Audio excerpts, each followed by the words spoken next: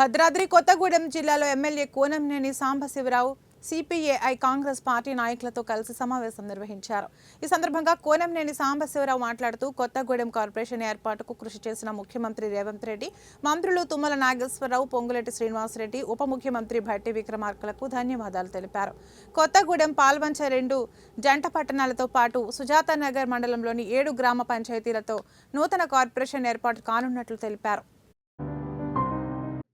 జంట నగరాలు కొద్ది రోజుల్లో 3వ నగరం కూడా అవుతుంది. సుజాత నగరం, థర్డ్ సిటీ అంటారే, ఇప్పుడు హైదరాబాద్ 4th సిటీ లాగా ఈ మూడింటిని కలిపి మనం కార్పొరేషన్ని ఏర్పాటు చేసుకోవటం చాలా సంతోషంగా ఉంది.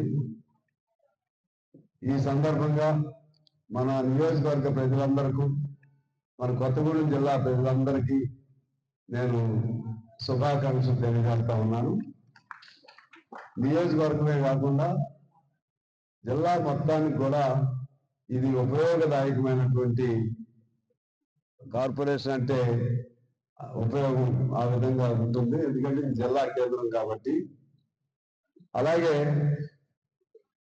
మనకి ఇంత సహకారం అందించినటువంటి ముఖ్యమంత్రి